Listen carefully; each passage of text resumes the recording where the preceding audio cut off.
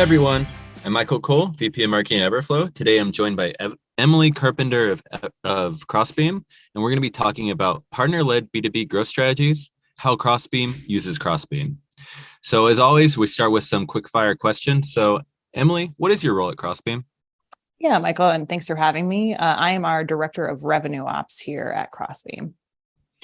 And what is Revenue Ops? Yeah, so Revenue Ops to me, it's a relatively new term in the past, decade or so, call it. But really how I describe Revenue Ops is we're really the amalgamation of all of the processes, the tools, the data, the systems really that help to service the go-to-market team. So that's in our house, sales, obviously, first and foremost, and then marketing and customer success. So our revenue ops team supports basically bringing in revenue as fast and efficiently as we can by servicing those three parts of our go-to-market team. Awesome. And what led you to join Crossbeam in the first place? Yeah, so I've been here about a year and a couple months. I've been pretty fortunate the past couple of gigs I've had. I really wanted to be picky about the product itself.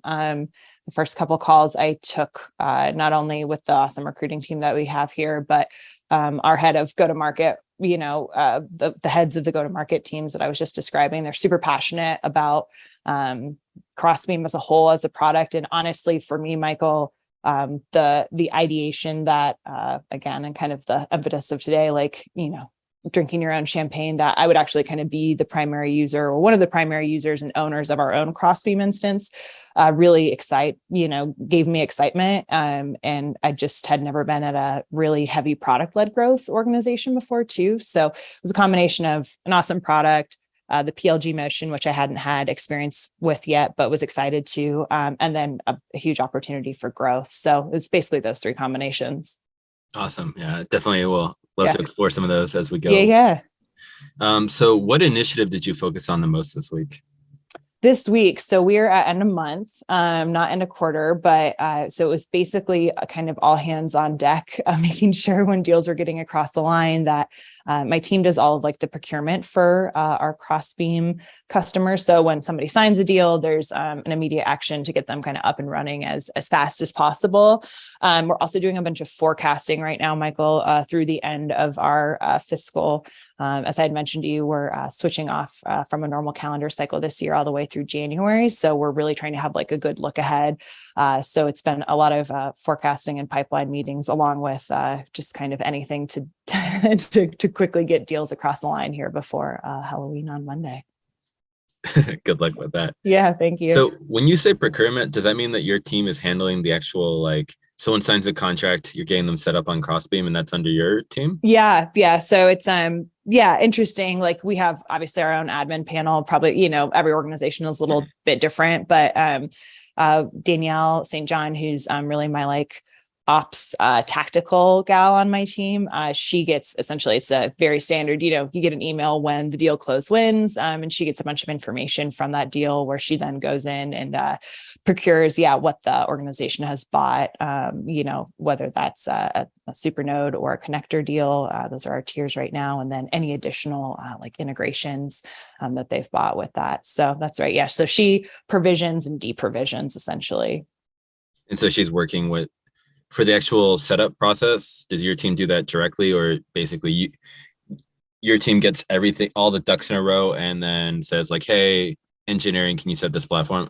This is very in the weeds, but no, you're totally fine. So fortunately, engineering has it set, at least in our back end, where if you're going on to a certain tier, so say a connector tier, there's already some native restrictions with that type of plan type. Mm-hmm. And so real easy for Danielle just to go in and essentially change their plan that they're on.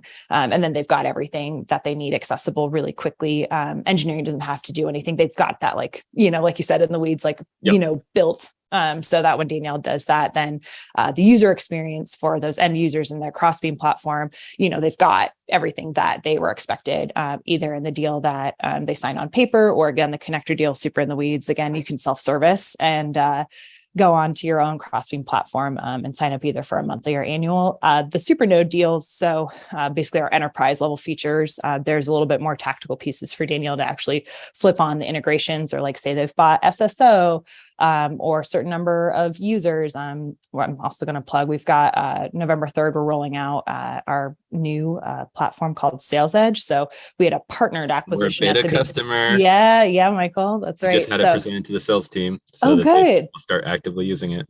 Tell me they were hyped about it. They were pretty excited. Good. Yeah, I actually, funny coming from this, we were actually just getting our sales team on Sales Edge. It's also very meta, as you and I have kind of talked about. It's like partner with your partners on Crossbeam. Anyway, so we were getting the sales team onto our Sales Edge. But so Danielle will essentially make sure that everything that's been purchased in the contract, gets flipped on and the real technical language. But engineering doesn't have to do anything. They've built all of those pieces. She just has to be the one to go in and flip the switches, essentially. Awesome. And how did you get your start in the industry? Yeah, so I've been in ops. I think it's actually a decade. It's wild to think, you've been out of school for that long. So I did an engineering undergraduate actually, and figured pretty quickly, although I didn't change majors, that I didn't want to be a biosystems engineer. So but what came of that was like really good math, science, problem solving skills, essentially. And I think I have a nice effect to like talk to people. So it's like a good combination from an ops perspective, I think, holistically. But I went to school at Nebraska and came out to Denver, like I said, I think 9 years ago, and essentially worked for a Techstars startup out in Broomfield. They hired me as like an implementation specialist, and I won't give you the long version, but essentially, nobody hears of Salesforce in college, or at least I hadn't at my time. So like we were building custom Salesforce instances for PE and VCs.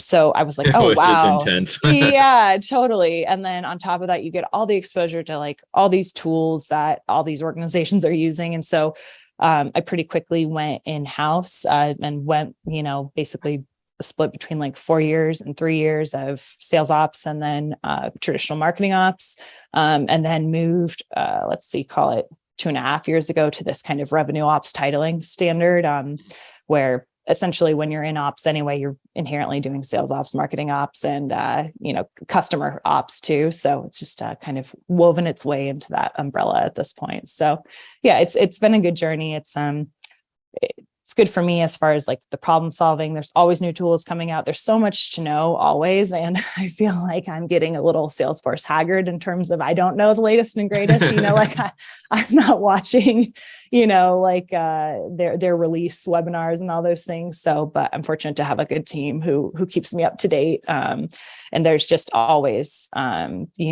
interesting tools that are coming out that help to solve, I think, very traditional ops problems, which is a good thing in job security as far as implementing and, processing that and, using the data out of it. So. Yeah. You've been in clearly the center of like so many of like the actual channel part of this, which is like, from the outside, you don't really get a chance to see a lot of these channels in place. So it's always interesting. You get little glimpses of how other places are structured. Yeah. I always like to talk to other ops people, especially like at conferences or, I said SaaStr and Dreamforce is here, and it's, obviously there's a lot of commonalities, but everybody does it a little bit different. And depending on your size and org and, structure, it's always cool to hear how other people do it. And I think generally speaking, like ops people are very friendly. Like they want other ops organizations to succeed. It's like not, token secrets or anything like that. So yeah, it's a good space to be in for sure. So where does RevOps live within the org? Which division is that technically under? Yeah, we are under, I'm under our VP of sales at this point. Other places it's been a traditional kind of CRO, under facing. We don't have a CRO at Crossbeam. We've just, not just, but we have Erin, who's our awesome VP of sales. She started in August. So yeah, we are aligned a little bit that way, but I really like to think like my charter is really that we service, all three teams. So, but that's how I'm dotted line. Marketing success. You got it. Yep. Sweet. Let's switch to some more long form questions. So first off, we went really in the weeds for anyone Yeah. who doesn't know this already, but just real quick, what does Crossbeam do and what is the biggest problem it's solving? Yeah. Yeah. So Crossbeam at the heart of hearts is really a data escrow service, Michael. So what Crossbeam as a platform allows you to do is essentially connect your data source. So whether that's if you want to do some stagnant CSVs or G Sheets, I wouldn't encourage it. But what we like to have everybody plugged into either their Salesforce, their HubSpot, their Snowflake, their data instance. So then they're uploading their data. They build what we call populations, which by standard populations are opportunities, customers, and prospects. And then what you do with Crossbeam is you then partner with your partners. That could be anybody from who you're co-marketing with, you maybe have an integration with, or, if you've got a more traditional like channel selling or, general partnership type programs. Again, every org is a little bit different. And so you partner on Crossbeam and then you share that information with each other. What's really cool is then we have all these awesome integrations that you either push that information back into your own Salesforce instance where like your sales CS marketing team can access it there, or say, for example, you want to co-market with customers of your partners, but they're prospects of yours.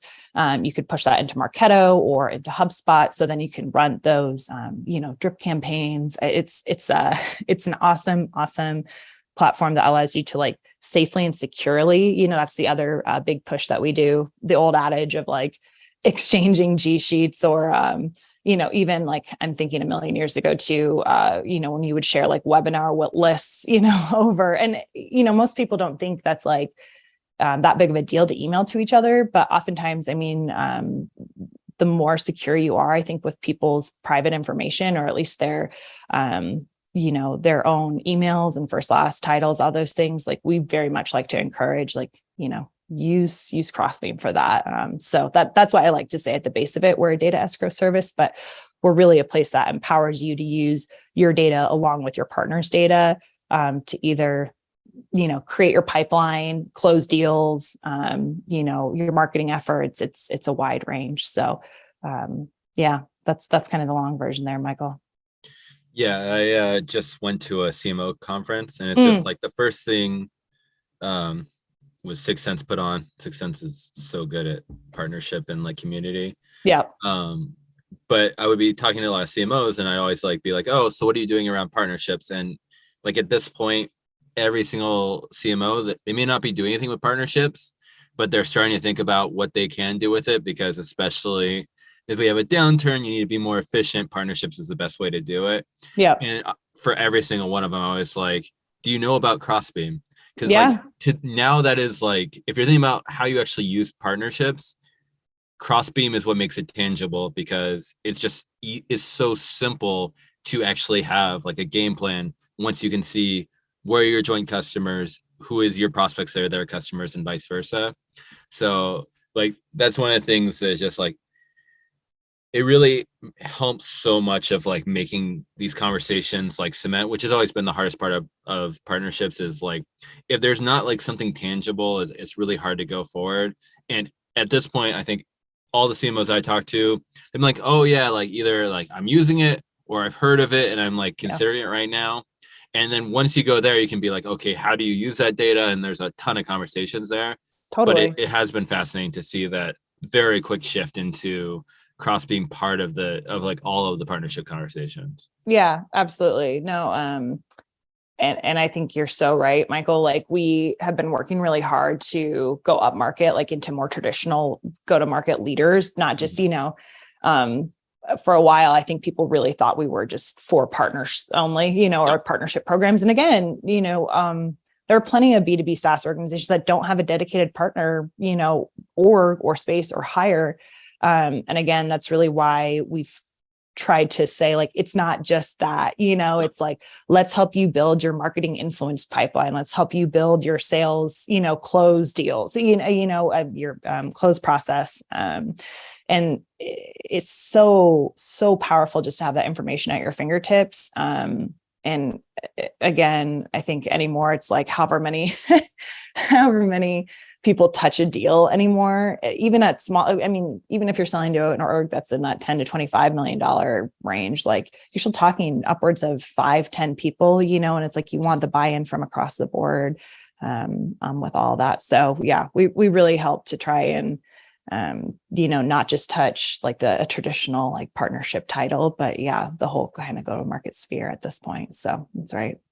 Although even with the partnership title, once they make that partnership, what's the next thing you do? You involve sales and marketing. So 100%. it's just natural that they have to be involved at some point. Yep. You Cool. got it.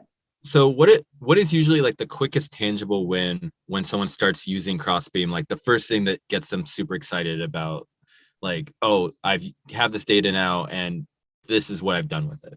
Yeah, absolutely. I think, I think seeing people's like faces light up sometimes, and I'll listen to like chorus calls, especially with like we have a world-class CS team, and they're hand-holding with, we're a freemium platform, and I know I haven't said that yet, Michael, but we've got basically you get a level of free access and then you kind of pay to play at the next levels. But even on the freemium, watching people's faces light up like, oh wow, so and 6 Sense partnered with me, for example, now I can see their customers. And now I can reference like, oh, our software, I can see that you're already a customer of 6 Sense. Like, we work really well. It just arms those organizations instantaneously once that partnership, the partner request is accepted, for people to see those instantaneous, like, their brains, kind of pop off a little bit. Like it's just pure excitement. So,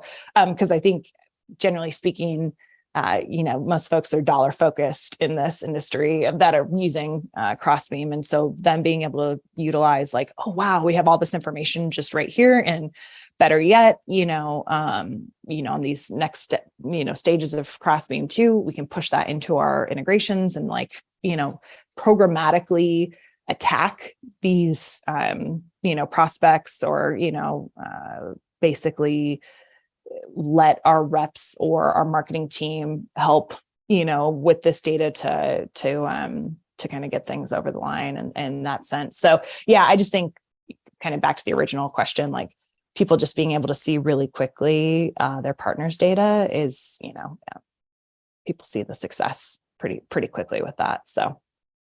Yeah, and it goes way beyond B2B SaaS too. I mean, oh yeah, we found amazing with agencies, because agencies, a lot of times, like they're doing so much different stuff, and as soon as you show them the overlap, like it completely changes the way that they think about the opportunity and the way that you think about the opportunity. Yep. You're right. Yeah. And I get into my own like selfish hole of B2B SaaS, because that's, but you're right. And it's not, we do a bunch of HR tech, we do a bunch of security, it's not just all B2B SaaS. We have these awesome like nodes. So if we see like, this Google, for example, right, or whomever, who they all are connected with, or just trying to think too, like Shopify, that e-com space. It's really cool to see all their connections and all their partners, and then their partners.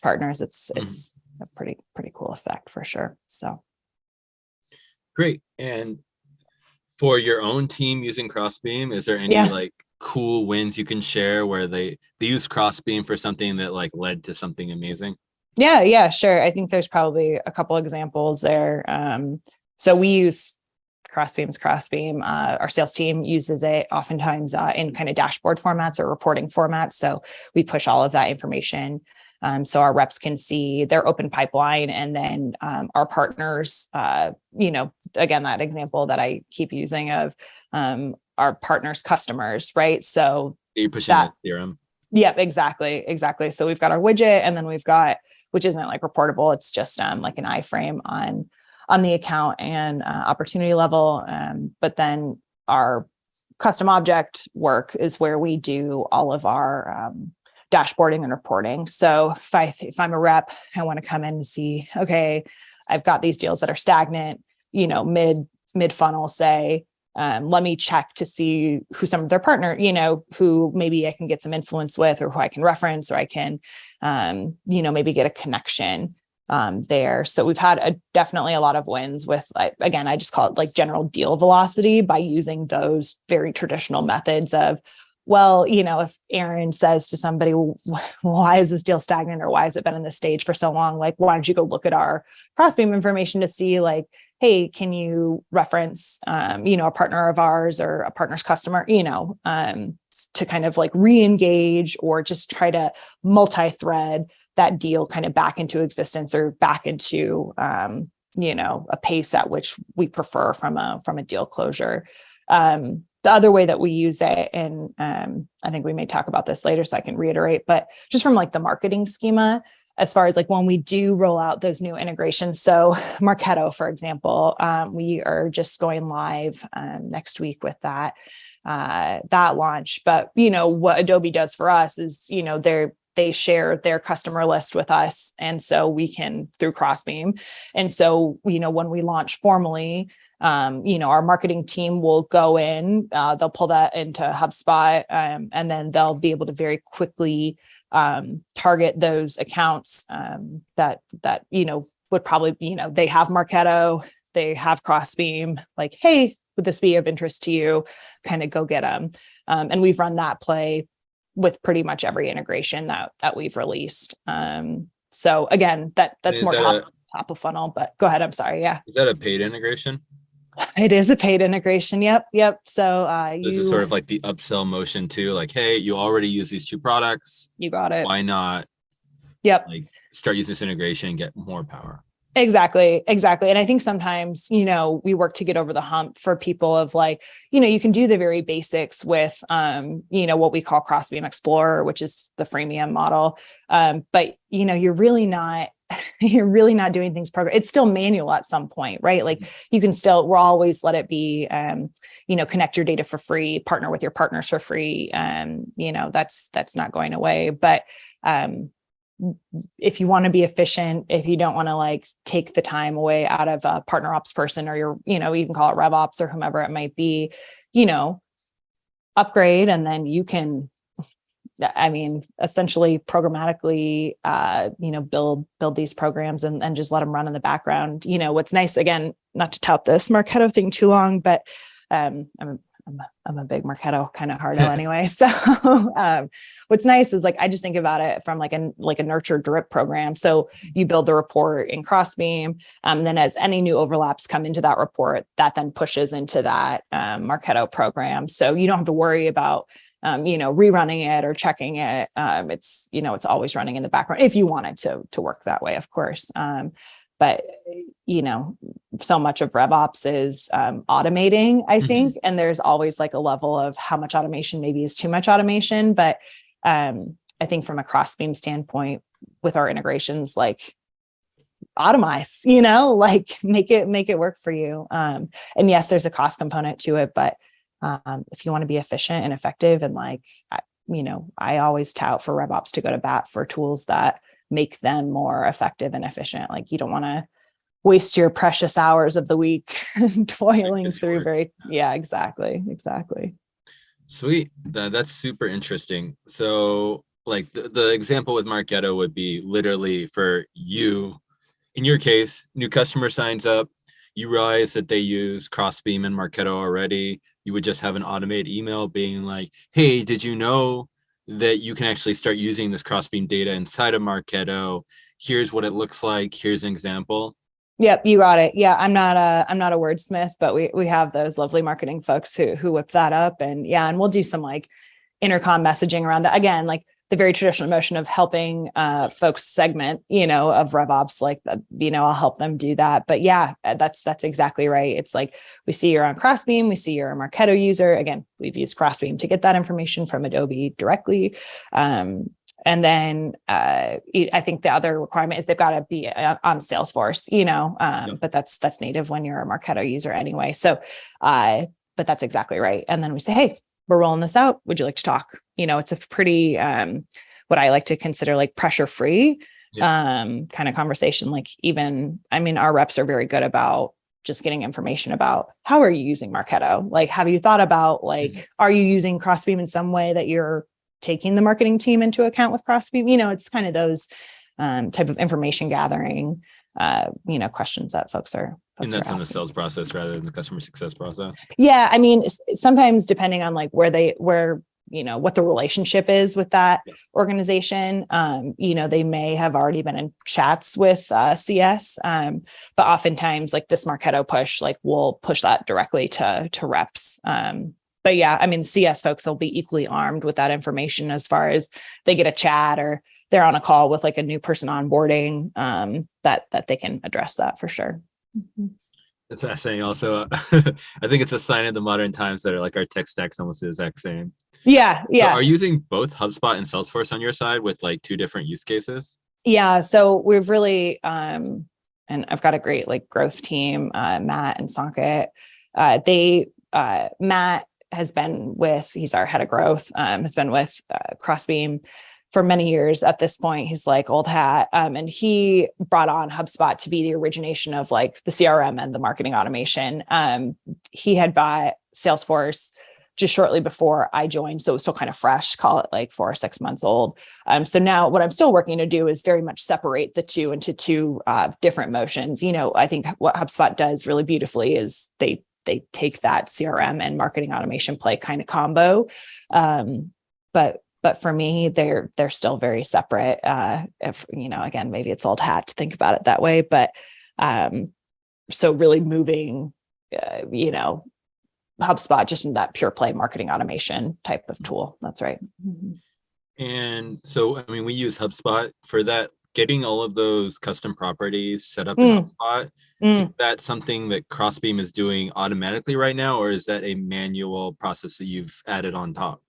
Yeah. So we're talking about the integration itself. Yeah. So when you install it the first time, it'll create all those custom properties, just like if you were to install like our Salesforce integration, same thing. It pushes those new. If there's any additional custom properties, like, depending on the org or ours too, like I've built some kind of like workflowy. So I've had to make, another custom field to kind of work off that custom object. That's actually, I think, one of HubSpot's downfalls holistically is it's not as easy to work with, like from a custom object perspective. In Salesforce, you go in the back end and you can create a field or do this. HubSpot's, they're really script based, right? Like you have to go and kind of know some code to actually adjust your custom objects there. And again, just a little bit more of a lift because they are so standard in terms of their standard objects or their standard objects. What we create is a custom object with the, integration, but it does add some like native limitations just because of HubSpot in general. But those are all created, when you purchase and install your HubSpot integration. That's right. Yeah. What are you guys? So are you guys using your HubSpot integration with Crossbeam then to target essentially from a reporting standpoint and then pushing out your programs that way, or how are you guys using it? Maybe. I don't know off the top of my head. I know that we probably should be getting more custom objects because we have other stuff feeding into HubSpot, but for like the Crossbeam one, usually that's all like we have, like we're converting that data from Crossbeam into HubSpot and under very like specific formats right now. But I think probably it's something to revisit because now that our sales team is going to be using it more regularly, you have to restructure it to just fit with what sales teams need. Because right now it's been very partnership focused in terms of how we use it. Yeah, absolutely. Yeah. I was thinking about, Michael, was it your team who did a case study with us for, that's what, HubSpot I was like, I know this, but like, am I trick questioning my own self? So cause you guys have that amazing write-up in there. I think that Jasmine, I remember like not proofing it, but I remember like reading through it from like a technical standpoint and, I was like, oh, this is smart. Like what, some of the workflows that you guys had done in there too. So kudos. Yeah. The way it's designed now is like we build a ton of partnership dashboards so the partnership team can track everything. Yeah. But now the reps are. Now we need to revisit it so that it's like, what else should we be doing from the sales side that will help them get to next level? Yep. Gotcha. Cool. Yeah, this is super interesting. We're also working on, we already have a HubSpot integration, but we want to like update it. So we're also thinking about how to design the object, like the objects and the way that you use HubSpot. So this is all. Oh, Everflow's own integration. I see. Got it. Yeah, that makes sense. Okay. Cool. I mean, we have one right now, but it's there's so much Lackluster. more stuff I we shouldn't can say do it like around that, tracking but yeah. activity in there. Yeah, that's cool. Yeah, it's I'm not as familiar with like, many moons ago, I used to be able to like Apex code pretty well in Salesforce, but like, yeah, the HubSpot backend is a little bit more of a beast for me as far as, all that type of coding. So are you guys doing that in-house or are you? Yeah. Cool. Yeah. Nice. Yeah, that one hasn't been too bad. The one was like Salesforce, it's much harder because like everything, like we use HubSpot so much internally, it's really easy to understand like we need to do this, we don't need to do that, focus. But for the CRM that you don't touch, you're like, right. Yeah. trying to scope out what to build there is a lot harder because it's not quite the same. And yeah, it's figuring out all these things for like the B2B SaaS challenges of like what timing for integration partners, how do you prioritize and how do you actually like get it effective with like minimum interaction. So I'm sure that you go through the exact same thing of like trying to prioritize. Yeah. Luckily, our Chris Friedel and Chris Samil on our partnership side, they really get to own that. Occasionally I'll get to chime in with them a little bit around like a little, whatever, spoiler leak information. We're working on an integration with like lean data. So thinking again, all the RevOps tools, I usually get like a little high nod or, is lean data in the like the categories of things like Clearbit and stuff where it's like data like enhancement? What does it do? Yeah, so lean data, what they do, it's really out of its heart of hearts, like a contact and lead routing system. Mm-hmm. So it sits inside Salesforce. It also will auto lead convert to a contact. So we don't use the lead object, but plenty of organizations do. And so if they see a match, they being lean data, if they see like a domain match, Michael Cole at Everflow is a lead, but mm-hmm. there's an account, they will, you can set it. This is a setting. You don't have to have it that way, but they'll help to auto convert leads and then do the routing there that way too. Just got off a call with them last week. I also think they're, if you're familiar with Chili Piper, Michael, they do a lot of the same, but they're older than Chili Piper. They're a little bit more, I guess I would call it like kind of enterprise, in that space. But it'll be, I'm always interested to think about like, because not all of our integrations behave obviously in the same, like there's a task created, or there's members of a program. Obviously they're all very unique to what the integration is. So I don't have yet the good deets on what we're thinking about lean data wise, but I'm guessing there'll probably be some trigger with like, if there's a routing, then maybe you also get a notification that from, there's a Crossbeam overlap here too. So, but I don't want to make promises. I'm just kind of guessing. Cool. So let's go to some sort of like big picture things about the RevOps role in particular, because I think it's very interesting. Yeah. So, I mean, just to go back to what you were saying earlier, like RevOps is really about like building sort of the back end of all this data tech, making sure that it's going to all the teams in a way that they can actually use it. Is that a fair characterization? Yeah, I think so. Yeah. I mean, the processization, which I know isn't a word, but like, yeah, I mean, really utilizing your systems, your tools, so that, I always call it like the less clicks, the better, right? For everybody. So, making your stack as efficient as possible for either your sellers, your marketers, your CS team included, so that they have what they need essentially at their fingertips. So yeah, 100%. I agree with your comment there. So from your experience, when should companies start considering having like RevOps in their role? Like when does it make sense to actually start hiring? Yeah. And my plug is like always early and often, I've come into organizations before where things are a mess. And then it's like the first 30, 60, 90, call it, half a year or whatever, depending how late you fired and how much free flow, like, oh, I've just let my reps run rampant in Salesforce or, nobody, it's like I've been in places where, like a SDR owns outreach, which again, there's nothing natively wrong with that, but that's not their job, and so I generally say once you're hiring reps, you've got to have an operational minded person in there to help manage not only the tools, but, again, process, right? Like the expectations of what those reps are going to do. Or, even if you're just a marketing house, at first, or however you want to think about it, generally speaking, like good marketers aren't going to be wizards at, building workflows or triggers or nurture campaigns, they're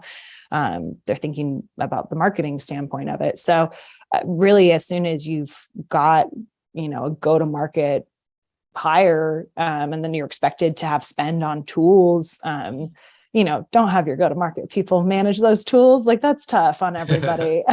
So again, I know it's often, probably silly to think that it's such a critical hire, but it is a critical hire. And I think from a leadership standpoint, the data alone too, it's like I've been doing board reporting stuff since, the dawn of ages in my career, because you're the closest to the data, and so being able to pull that, look at that with your leadership.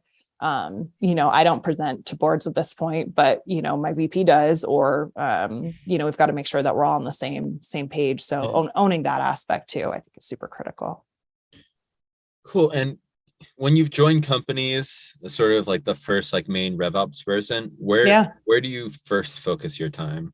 Sure. I mean, it's always like you have those conversations. For me, it's always you have the conversations with the leadership in terms of like what's working, what's broken, like what do you want to improve? Like I think you're doing yourself a disservice by just like digging into the tool stack like right away, because it's probably there's all like leave the unwinding, but you've got to get a strategy in place, right? Even if you're early career RevOps, it's just like, don't just go in and start deduping stuff. It's like, think about what are the goals, what's the ideal, not only like stack look like, but what does the ideal handoff SLA processes look like?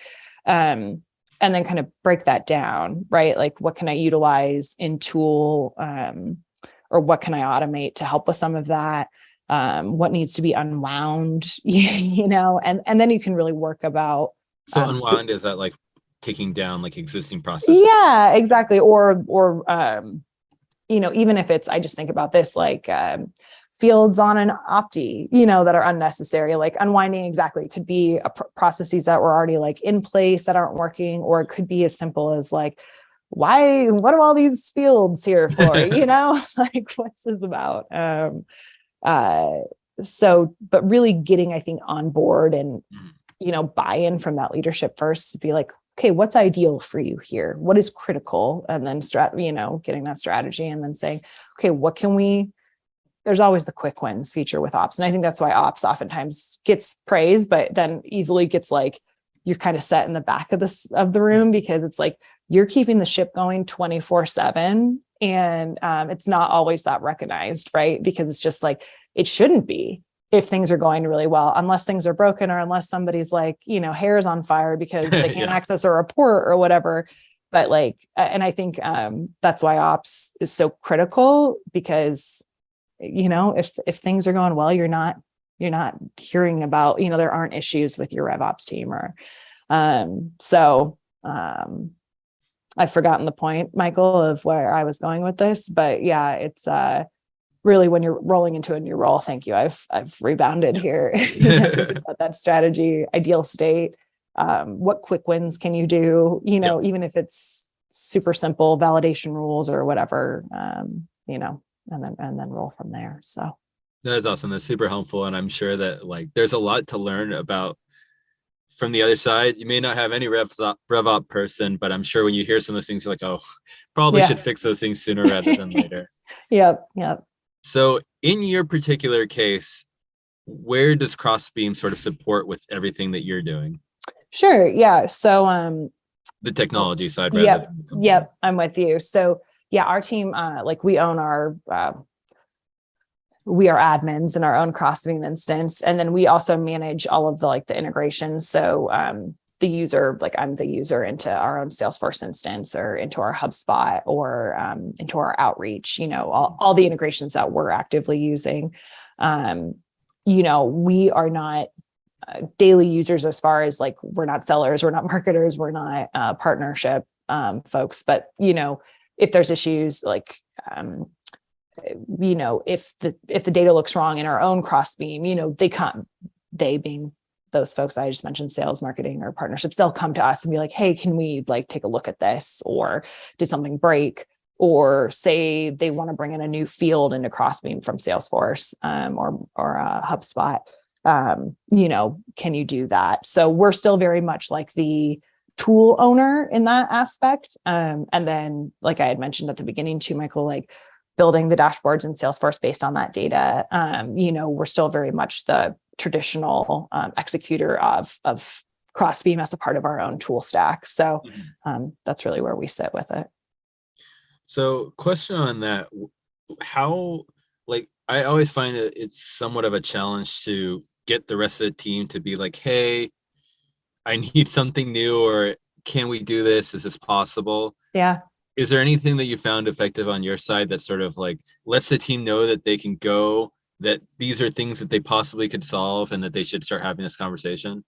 Yeah, you mean like having a little bit like of self-serving as opposed to just like coming to us all the time? Yeah, because you're building all of these connections and data, everything, but that has to be used in some way. Yeah. And a lot of times, like, it's hard for people in your organization to A, know how they can use it, and B, know that they can ask for it. So anything that gets that conversation going. Yeah. I'll reference my buddy Matt here too on the growth side. He's really kind of the PLG master, an organizer at our group too. He's just constantly trying to get in front of the reps to say like, here's all this data, here's like, use this. So perfect example, and again, very PLG focused, is we push all of our user data back into Salesforce, for example. So if I'm a rep, I have a dashboard where I can go and see, Michael at Everflow, or like Everflow is, owned by one of our reps, obviously. And it would show up on a dashboard of like, maybe you're a top loginer, right, of all of those reps named accounts. And so say, for example, you guys weren't paying us,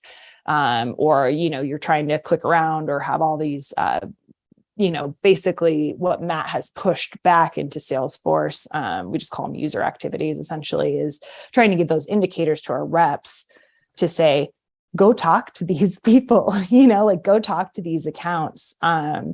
We try oftentimes to serve it up on a platter to the reps.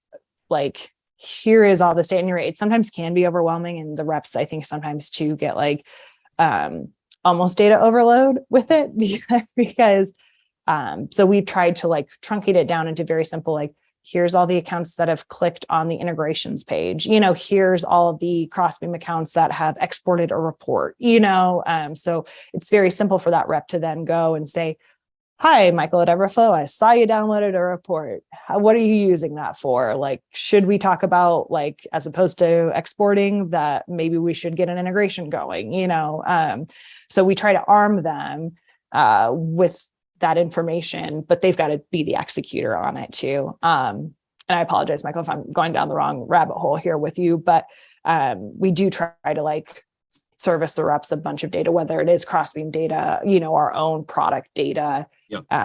But you can lead a horse to water, right? But they've got to actually drink. So that's always a struggle, I think, is like, there's all this awesome information for you, but why aren't you talking to this person, so. No, that's awesome. And it's actually a good thing to keep in mind for us too, is just like, all the CRMs are good at telling you how many times someone has like visited your website for context. Yeah. Just having that inside your platform because especially if you have lots of users, sometimes it's hard to know who to contact. Yeah. From that company of your customer. Yep. And just having that like count of like, this person's logged in the most, is the second most. These are the people to prioritize for, say, inviting to activities. Exactly. That's exactly right. To webinars or to, we've got our connector summit coming up. We've done a lot of that kind of plugging too. Besides like the normal intercom banners or like, notes in app. But that's exactly right. No, it's super powerful. Again, our growth team is excellent in terms of bringing in that product information to a consumable place. It's just got to do it. So. And you have a team that's actively thinking about what else can we get there, which like that I find is the challenge, is you need someone who is actively thinking about what else can we bring in that will help salespeople. Will you use this data? Here's why you should use it. Yep. Exactly. Yeah. And that's kind of, I'm sure Matt wouldn't say it's his only charter, but he's very, focused on all that. kind of revamping, product qualified account PQA process. That's really kind of like the new ABM, right? The PLG motion of an ABM, right, is a PQA. So, you know where I was going with it. So yeah, that's really his focus, is like conversion, which is good. It's good to have somebody like that. So, I mean, this is kind of what you just brought up, but let's explore a little bit more. I mean, One of the problems is you can connect infinite amounts of data at this point, just a giant pipeline of massive amounts of data, and all you're going to do is overwhelming your team, and they're just going to stop paying attention to it because it becomes a distraction. So how do you think about internally taking all of these different data points and getting it to like actionable things that the team benefits from? How do you take it from one to the other?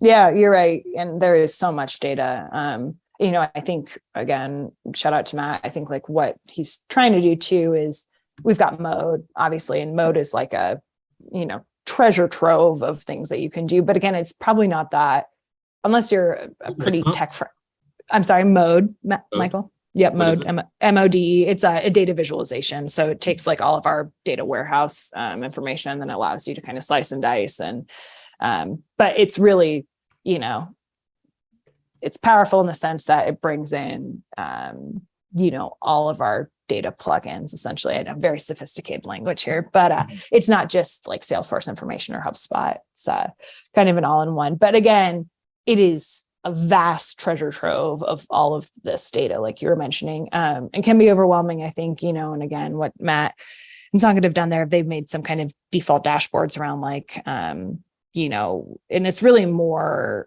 Crossbeam focused there, as far as, you could go to a specific, you could go to Everflow's customer dashboard, we call it your customer dashboard, and then see like all of your partner information, or see who might be good partners for you, all that, information. And again, that might be kind of overwhelming for like a rep to go in and see, because it might feel less actionable, but it helps us from a product side also help to service like, Everflow and Crossbeam, like when we think about, what's going on in there. So it's a little bit more, for product build, versus for the reps. To your point, we've been very much trying to, what we give them on their platter is very curated to like take those actions, send those very specific emails to these very specific people, because we have that information. You don't want to overload folks, or even like CS or marketing too. It's like, let's get you what you need. Like the bells and whistles might be really exciting for somebody like Matt or me. But the execution of what's trying to be accomplished is generally speaking a less set of information. But for data folks, it's the more data, the better. It's just, how can you make those actionable, either product changes or information that you're passing to your reps or your go-to-market team as a whole. You want to be, to your point, thoughtful about what that is, and make sure it's not just like, here's a bunch of things, do what as you will. So we used to have a heavy focus around like, oh, this organization has crossed so many or has so many overlaps at this point, or this organization has done X, Y, or Z in Crossbeam. And I think that's becoming what we've decided like a little bit less relevant, in terms of it's not always like a key to success, because just because you have a X number of overlaps, you might have less than that and be super successful, right? Because maybe you have less partners than an average Crossbeam user. And again, that's not a bad thing. Yep. It's just what the organization is. So I think, that's also been good learnings for us, is like these milestones is what we call them. They're not, milestones don't look the same for every type of organization on Crossbeam. And so that isn't valuable always to the reps for them to see that at this point, because again, not every org on Crossbeam is the same or is going to operate in the same manner. So yeah, hope that was helpful. Oh, definitely. And then just to explore a little bit more about that. So a lot of what we talked about is sort of like Crossbeam from the internal data side and the sales side. Yeah. Is there any other things you're seeing that has been really enormously valuable for your internal partnership team to think about who they're partnering with? Yeah, I mean the Chris's, as I call them, they're using Crossbeam constantly to kind of validate those integrations that they're going to bat for to build, right? Because they're in essence trying to make Crossbeam very sticky from okay, let's prioritize who we want in our integration queue, so we're going to have the most impact on our customers, right? Or our customer base. And again, when I say customers in that way, it's, everybody who's on Crossbeam, regardless of a paying status or not, because again, the goal for them is also conversion, right? And so, the reason we picked lean data was very strategic for them. And so they're using our own Crossbeam instance to validate that, right? And then, whether it's on us or on lean data or on the partner to go build that, they're kind of PMing it from there. So that's all right. This is awesome. This is so interesting. And like most of the notes that I'm thinking is like, oh, these are all things we should be doing in our customer success process. Sure. Yeah. Because it's the same between that. It's sort of like we need to identify for what customers are already using. Yeah. What integrations, if they're not already using the ones we built out, like those are like customer success needs to be reaching out in that case to get that conversation going. So yeah, it is crazy to think about how much a company can be changed if they actually start mastering some of these internal and go-to-market activities of having this data, because everything's going to be integrations and partners moving forward, but it's so different between the different roles in your company. Absolutely. Yeah.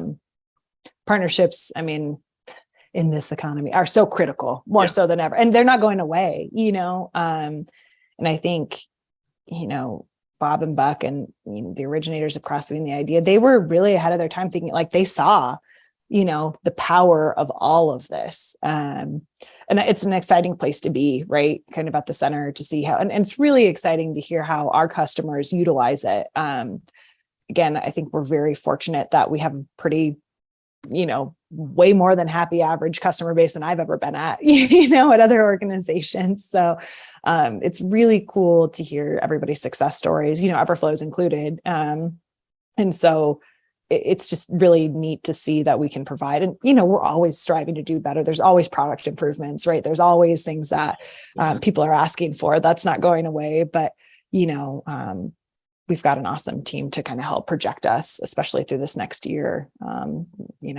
This hyper growth mode, or calling it. So, yeah.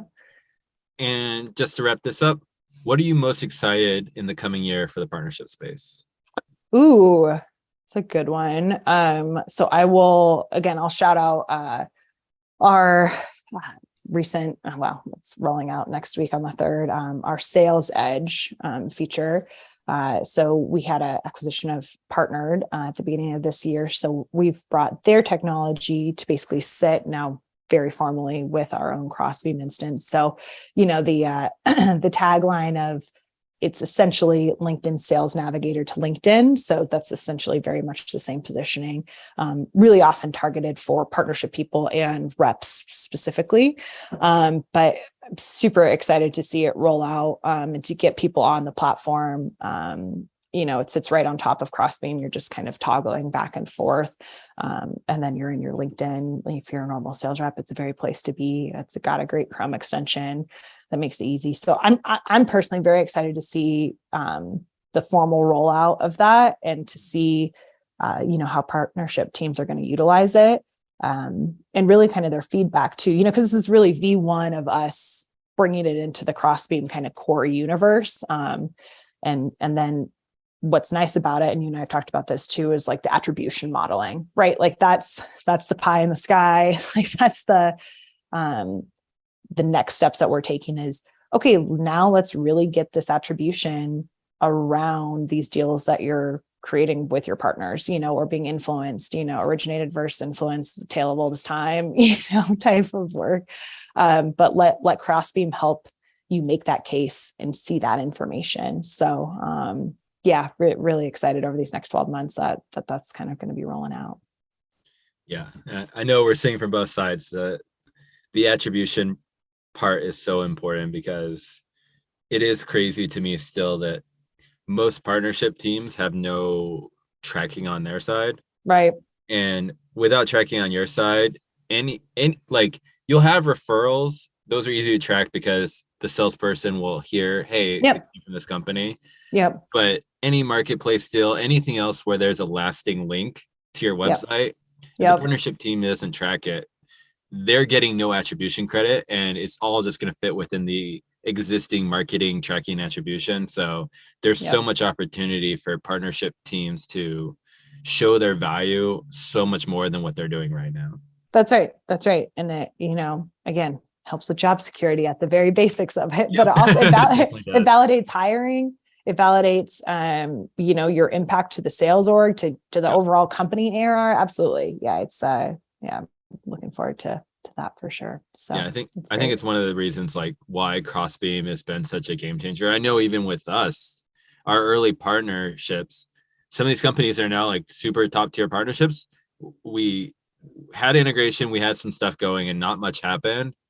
But once we started getting more formal processes, more people got invested in it, and we had Crossbeam to sort of like see where opportunities were rising, like it sped up so much quicker. And it took it from just being like, oh, this is a nice to have, to being like, how do we make this more successful? And I think Crossbeam has really transformed partnership teams. And we're going to be seeing that in a couple of years when more and more this is just a core, like as important as the head of sales and the head of marketing will be the head of partnerships. Absolutely. And we're in the early days of that because it's just become so much more tangible.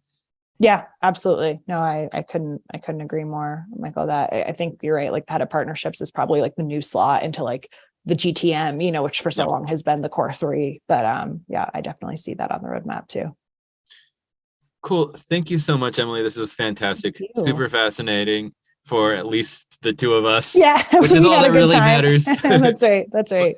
But I mean, I know from my side, like David Gerhardt's podcast, like Exit 5, is like this huge marketing podcast. But in the early days, what was so great is that he would just ask about org charts for like the marketing team. And everyone wants to know this because these are things like once you're in the trenches and you're already having success.